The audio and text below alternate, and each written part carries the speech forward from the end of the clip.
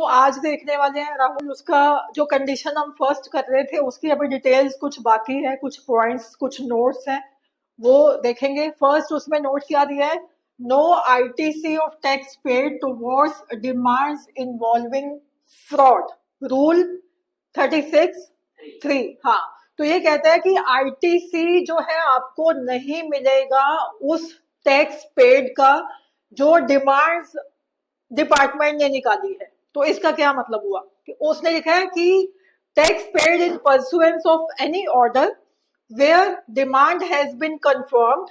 वो कहता है कि ऑर्डर निकाला है डिपार्टमेंट ने डिमांड का, ठीक है, जहां पे उन्होंने कंफर्म किया है कि आपकी इतनी डिमांड निकल के आ रही है, ठीक है। And account of any fraud, wilful misstatement और suppression of facts can not be availed ITC. तो हम कंडीशंस कर रहे थे कि आईटीसी जो है वो कब क्लेम किया जा सकता है, ठीक है।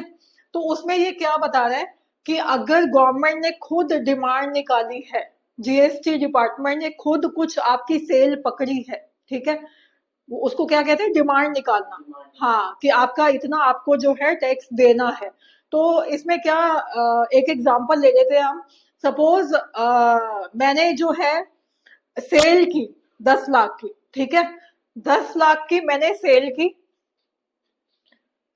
की थी मैंने 10 लाख की, और इन्हीं गुड्स को मैंने परचेज भी तो किया होगा ना। तो परचेज किया था मैंने 9 लाख में, ठीक है, 9 लाख में मैंने परचेज किया था। उस पे जीएसटी का रेट सेम है 18%, तो जीएसटी हमने लगाया 18%। हाँ, सेम 18% यहाँ भी हम सेल पे भी लगाएंगे, ठीक है। ये आई थिंक कितना बन जाएगा, 9 लाख का 18%, आई थिंक ये बनेगा 1,62,000, ठीक है। और इस पे सीधा सीधा बन जाएगा 10 लाख पे 1,80,000, है ना। हाँ, 1,80,000। तो हाँ, तो ये 10 लाख की हमने सेल की, ठीक है। तो मैंने ना जीएसटी डिपार्टमेंट को नहीं बताया, चुपचाप मैंने सेल कर दी ना, मैंने अपना GSTR 1 में दिखाया, कुछ मैंने दिखाया नहीं। तो अगर मैंने उन गुड्स की सेल नहीं दिखाई तो मैंने परचेज भी तो छुपाई होगी ना। तो परचेज अगर मैं बता देती तो गवर्नमेंट कहती कहाँ गई तुम्हारी गुड्स, लाओ दिखाओ कहाँ सेल की है। तो इसलिए मैंने, अगर मैं चोरी कर रही हूँ टैक्स की, मैंने सेल छुपाई है, तो मैंने परचेज भी तो छिपाई होगी ना उन गुड्स की। तो ये जो मैंने टैक्स दिया 1,62,000, है ना, तो ये भी मैंने गवर्नमेंट से नहीं मांगा, ठीक है। और ये जो मैंने कलेक्ट किया ये भी मैंने नहीं दिया, है ना। तो मेरे को फायदा कितना हो गया यहाँ पे, 1,80,000 और माइनस 1,62,000 कितना आ गया, 1,80,000 1,62,000, कितना डिफरेंस आ गया, नहीं 18 का होगा ना, है ना, 18,000 का। हाँ, 80 फायदा हो गया मुझे 18 का, बट गवर्नमेंट को समहाउ पता लग गया, किसी मेरे जिससे मैंने खरीदा उस सप्लायर के थ्रू पता चला, कहीं से भी पता चला, ठीक है। गवर्नमेंट को पता चल गया कि आपने ये चुपचाप सेल की है और आपने इस इंफॉर्मेशन को GSTR 1 में फाइल नहीं किया है, नहीं दिखाया है, ठीक है। गवर्नमेंट आ गई आप पे। हाँ, वो दिखाएंगे तभी तो। हाँ, वो GSTR 1 भरना है हमने, सेल्स का इंफॉर्मेशन। GSTR 2 भी तो ऑटो जनरेट हो जाती है हमारी, हमारा सप्लायर जब अपनी GSTR 1 भरेगा तो हमारी वो परचेज में शो हो जाएगी, है ना। तो हमने ये कुछ भी नहीं दिखाया, ना मैंने परचेज दिखाई ना मैंने सेल दिखाई, मैंने फायदा कर लिया अपना 18,000 का, मेरा टैक्स जो है बच गया, है ना। तो गवर्नमेंट को समहाउ पता चल गया कि मैंने इतने की सेल की है, गवर्नमेंट डिपार्टमेंट आ गया, जीएसटी डिपार्टमेंट मेरे पास कि आपने ये सेल छिपाई है। तो फिर मैं बोलूंगी ओ आपको पता चल गया कि मैंने ये सेल छुपाई थी, तो अब ये भी सुन लो कि मैंने परचेज भी छिपाई थी। तो हाँ हाँ, तो अगर मैंने बोला कि ठीक है अब हम एडजस्टमेंट कर लेते हैं कि 1,80,000 का मैं आपको टैक्स पे कर देती हूँ और मेरे को क्लेम दे दो 1,62,000 का, वो भी तो मैंने पे किया है ना, तो नेट ऑफ करके मैं कितना पे कर दूंगी, 18,000। बट गवर्नमेंट क्या कहती है, जीएसटी डिपार्टमेंट क्या कहता है कि अभी ये सब नहीं चलेगा, ये चोरी थी, ये फ्रॉड था, ये आपने विलफुल मिस स्टेटमेंट दिया है ना, अपनी इच्छा से। विलफुल मतलब इंटेंशनली हमने छिपाया है, ये आपने फ्रॉड किया है, आपने सप्रेशन किया है, फैक्ट्स को छिपाया है।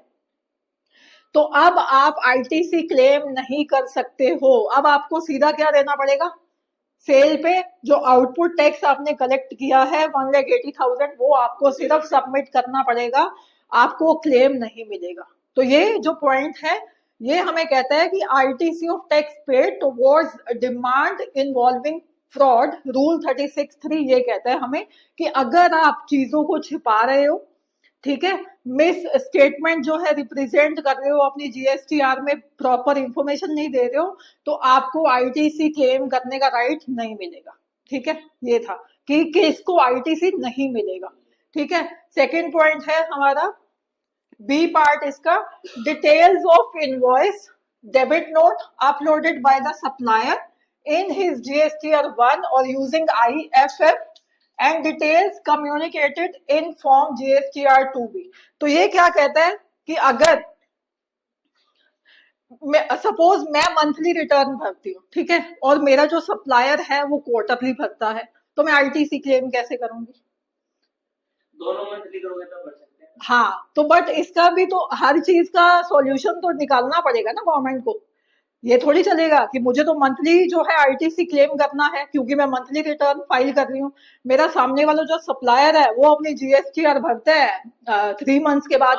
सपोज हमारा जो क्वार्टर है वो है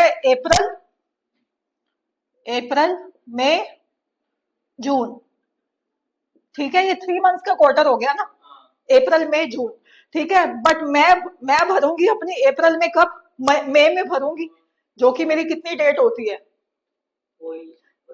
11 को, है ना, नेक्स्ट मंथ की 11। मैं मई 11 में फाइल कर दूंगी अपनी GSTR1, बट मेरे को GSTR2 भी तो चाहिए, वो कब भरेगा रिटर्न? वो जून के एंड में, यानी कि जुलाई को भरेगा, जुलाई में 3 मंथ्स की। बट गवर्नमेंट ने इसका भी सॉल्यूशन निकाला है, एक फैसिलिटी दी है गवर्नमेंट ने, उसको आप कहते हो IFF। इसका क्या यूज है, क्या पर्पस है? ये है, इसकी फुल फॉर्म क्या है, इनवॉइस फर्निशिंग फैसिलिटी, कि आपको इनवॉइस जो है फर्निश कर देने हैं, दिखा देने हैं। किसमें दिखा देने हैं आपको? वो सप्लायर, जो मेरा सप्लायर है जो क्वार्टरली रिटर्न फाइल करता है, उसको गवर्नमेंट क्या बोलती है कि जो आपका सामने वाला है बायर, सपोज मैं हूं, तो उसकी GSTR2B में नहीं दिखेगा अगर आप GSTR1 फाइल नहीं करोगे तो गवर्नमेंट ने क्या बोला कि आप IFF फैसिलिटी का यूज करो, जिससे क्या होता है कि वो GSTR1 अपनी भरेगा नहीं अभी पूरी, वो अपने इनवॉइसेस दिखा देगा मंथली, IFF फैसिलिटी का यूज करके मंथली इनवॉइसेस दिखाएगा। कौन से? सिर्फ कौन से? B2B, हाँ, बिजनेस टू बिजनेस वाले। मैं भी रजिस्टर्ड हूँ, वो भी रजिस्टर्ड है। B2C तो दिखाने का तुक ही नहीं है, उन्होंने कौन सा क्लेम लेना है? B2C क्या है? बिजनेस टू कंज्यूमर, है ना, तो कंज्यूमर के पास थोड़ी जीएसटी नंबर है ना, कंज्यूमर तो रजिस्टर्ड है ही नहीं, तो उसने, हाँ, मेरे सप्लायर के पास भी है, मेरे पास भी है, ठीक है, तो इसीलिए वो कहता है सप्लायर को कि आप B2B इनवॉइसेस मंथली चढ़ाओगे, ठीक है, मंथली चढ़ाना है आपको।